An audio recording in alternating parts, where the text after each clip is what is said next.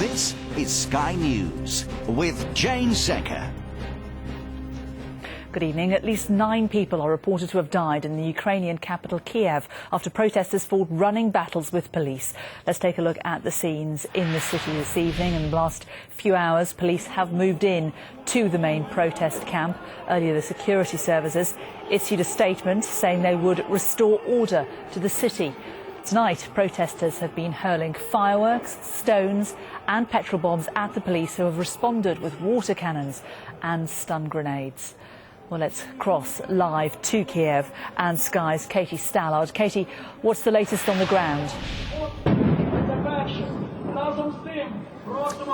Yeah, the protesters are moving further back into the centre of this square. Independence Square has been the heart of this protest movement since it first began 3 months ago. The camp down there has been entirely peaceful for those 3 months. There have been clashes elsewhere, but here it has been peaceful. Tonight it is burning. If I move out of the way, we can show you what is happening live in Independence Square tonight. The police have moved in from 2 directions. They are moving very slowly, very methodically, but you can see the fire is burning there, and that is what were protesters' tents. They had been living here, certainly in their hundreds, at times in their thousands in this square. Tonight their tents are burning, thick pall of black smoke rising from the centre of Independence Square.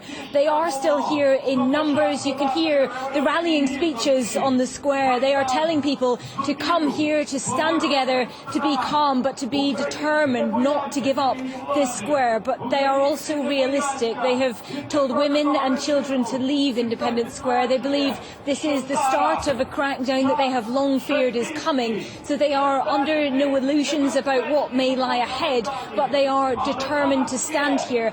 As they do so, their president, Viktor Yanukovych, has been in an emergency summit with the 3 leaders of the opposition. He was due to meet them tomorrow. He is now meeting them tonight, perhaps a sign of the urgency of this situation, that he perhaps realises the need to act quickly. But you can see the scene down there. It's pretty desperate for people who I would say are in their thousands in the square here tonight. They are firing fireworks at the police lines, occasionally throwing Molotov cocktails, but back they are receiving stun grenades. You can hear the deep explosions around this square. Those are stun grenades designed to disorientate the protesters, along with tear gas.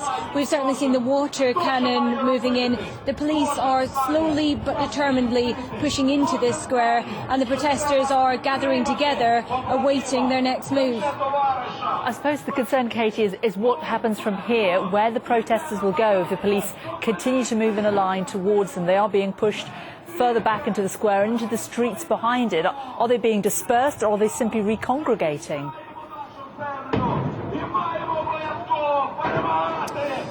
From our position, all that we can see is they are getting closer together. They are determined not to leave, not to go home. And what we have seen previously, when the police have moved on the protesters, they have perhaps succeeded in clearing them for a few hours, but by the next morning, that cry that you can hear coming up from the square now is glory to Ukraine, glory to the heroes. You hear that day in, day out in the course of these protests. They're using it to rally themselves, to take courage under this assault here tonight.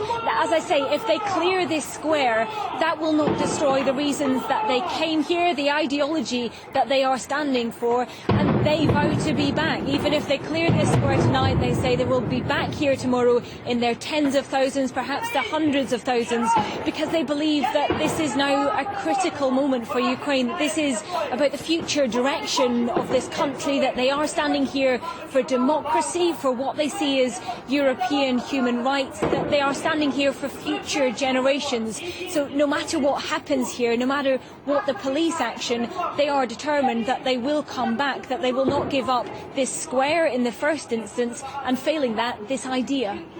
And what about this police action, Katie? The country's acting premier has said that the government will do all it can to keep weapons on the streets silent.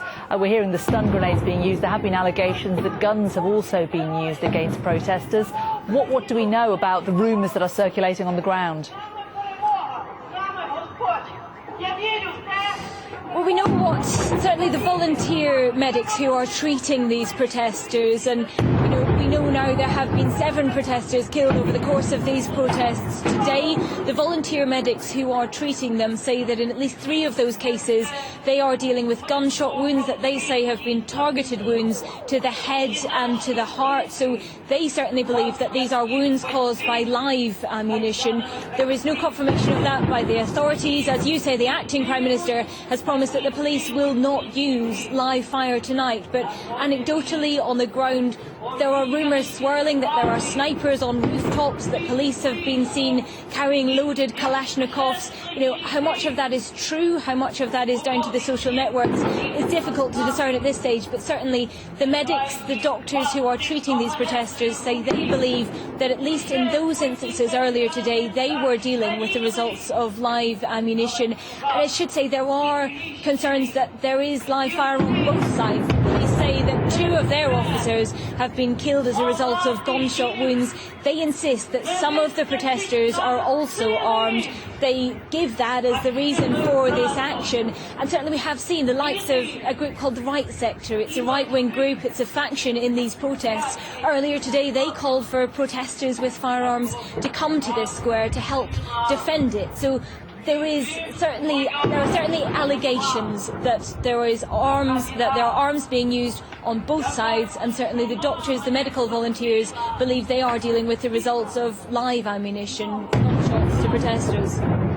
Katie, from the shots, although there's a great deal of smoke, we can see behind the smoke that there are large numbers of people gathered in the streets around it. Is it possible to put any kind of guesstimate on the number of people who are still in that square?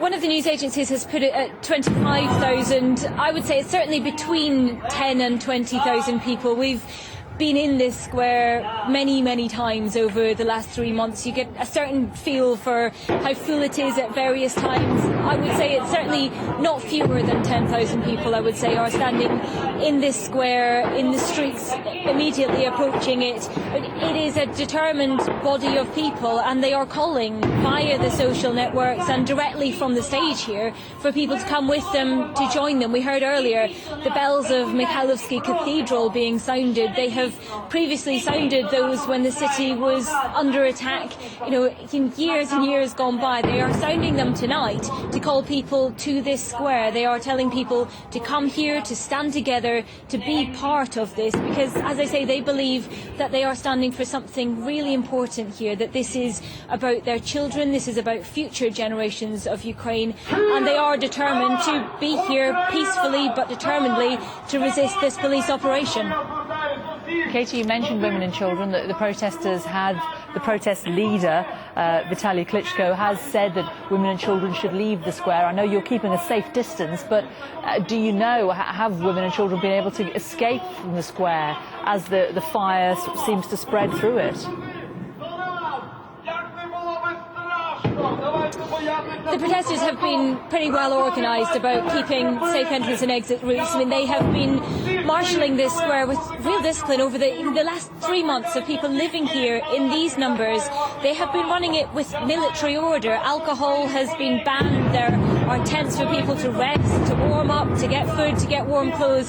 They are very well organised. They are marshalling entrances and exits. So I'm sure they will have enabled people to leave who want to leave, but what I can see in front of me is people who are not moving, who are not panicking, who are standing together, but standing determinedly. There does not seem to be a mass exodus from this square, even as the flames burn, even as the smoke rises. They appear to be standing there, to be listening to these speeches on stage, and despite these volleys and volleys of stun grenades echoing all around us, people are standing, and there's another sustained volleys on the far side of the square now.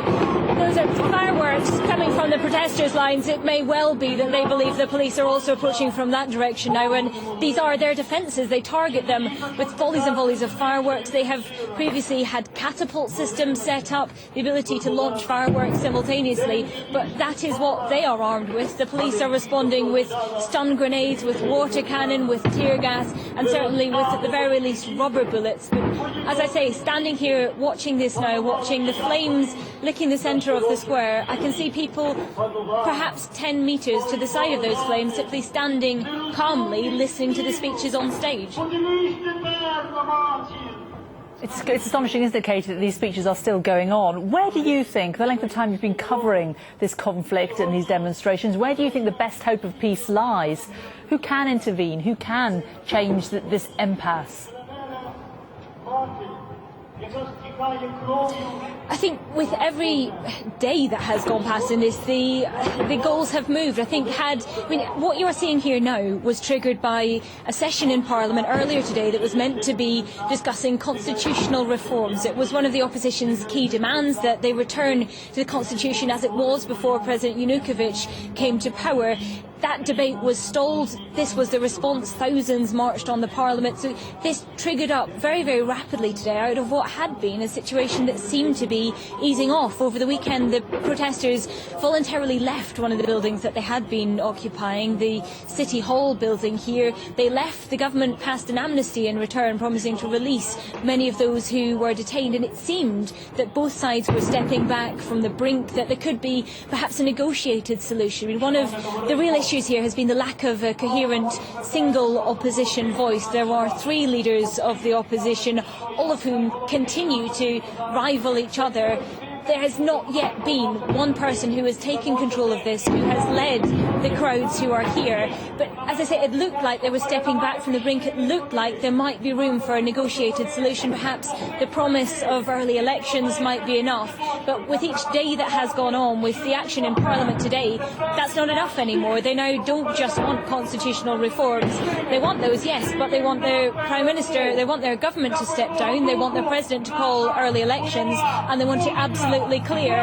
In fact, there's playing music coming from the stage now. This is the pattern of what has happened here through the night, through the early hours. Bands come here, they queue up to get their turn on stage to do their bit in this cause, and they are playing music now on the stage as the fires burn, as the police move in all around them. The sound that you can hear is a concert underway in the centre of Independence Square.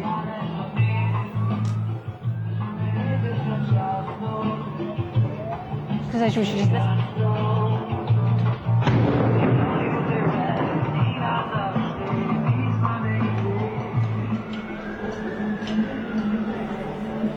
Katie, we'll leave it there for the time being.